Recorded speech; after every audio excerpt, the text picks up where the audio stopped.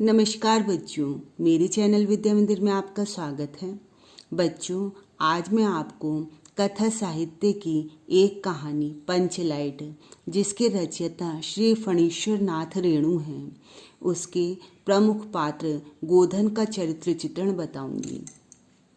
श्री फणीश्वर नाथ रेणु की प्रसिद्ध कहानी पंचलाइट के प्रमुख पात्र गोधन एक साधारण मनचला युवक है। गोधन की चारित्रिक विशेषताएं निम्नलिखित हैं। नंबर 1 देखिए, मुनरी का प्रेमी। गोधन मुनरी से प्रेम करता था और उस पर लाइन मारता रहता था, उसे देखकर तरह तरह के गीत गाता रहता था। गोधन गुलरी काकी की बेटी मुनरी को देखकर सलम सलम वाला सलीमा का गीत गाता है। हम तुमसे मोहब्बत करके सलम। इसी शिकायत पर पंचायत से गोधन का हुक्का पानी बंद कर दिया गया था। भोला भाला अलहड़ ग्रामीण युवा। गोधन एक अत्यंत भोला भाला युवक था और लेकिन वह मनचला था। वह अपने मन के मर्जी से काम करता था। गांव में पंचायत ने कई बार उसको टोका था, परंतु उनके कहने के बावजूद भी वह गांव में घूमते घूमते सिनेमा के गीत यूं ही गुनगुनाया करता था।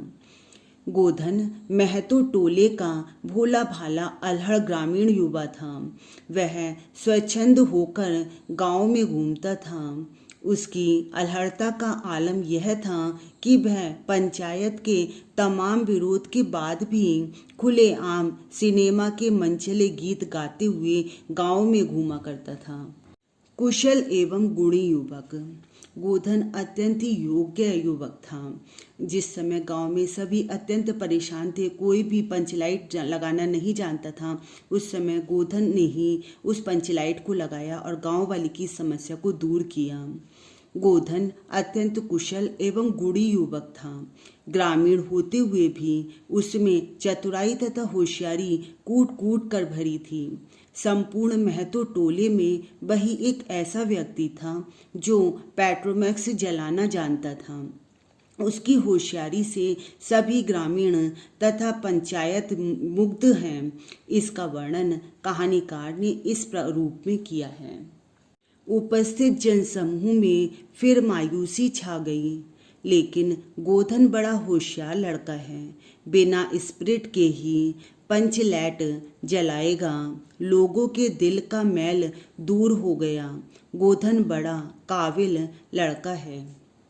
स्वाभिमानी। गोधन बहुत ही स्वाभिमानी बालक था। गोधन ने जब फिल्मी गीत गा रहा था तब उस पर काकी ने इल्ज़ाम लगाया था और इसलिए पंचायत ने उसे 10 रुपये जुर्माना तथा हुक्का पानी बंद करने की सज़ा सुनाई थी।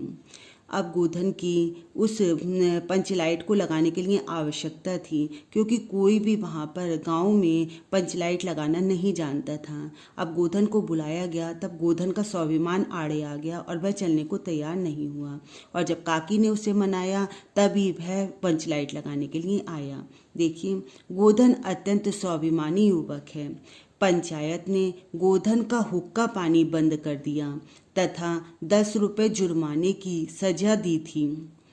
इस अपमान के कारण वह पंचायत द्वारा पंचलैट जलाने के लिए बुलाए जाने पर मना कर देता है और छड़ीदार से व्यंग्यपूर्वक कहता है, पंचों की क्या प्रतीत है, कोई कल कब्जा बिगड़ गया तो मुझे दंड जुर्माना भरना पड़ेगा।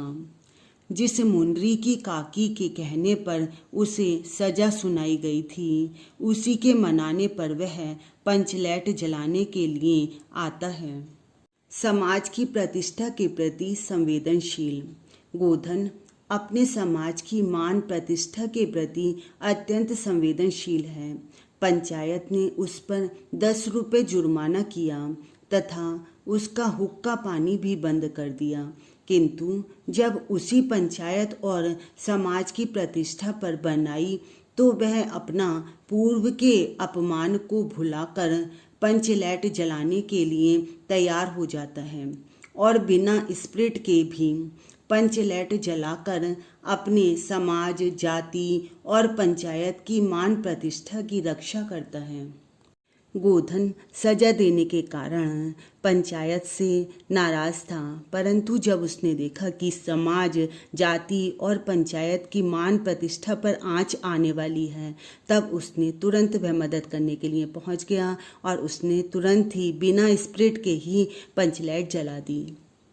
इस प्रकार कहानीकार ने गोधन को एक प्रगतिशील जनहितकारी युवा के रूप में प्रस्तुत करके यह संदेश दिया है कि व्यक्तिगत मान प्रतिष्ठा से देश, जाति और समाज की प्रतिष्ठा कहीं अधिक महत्वपूर्ण है। देखिए, मतलब अब इतनी महत्वपूर्ण अपनी प्रतिष्ठा नहीं है जितनी कि देश, जाति और समाज की प्रतिष्ठा है, और व्यक्ति को सब प्रकार से उसकी रक्षा करनी चाहिए। मतलब व्यक्ति को अपनी प्रतिष्ठा को इतना ऊंचा न रख के देश, जाति और समाज की रक्षा करनी चाहिए।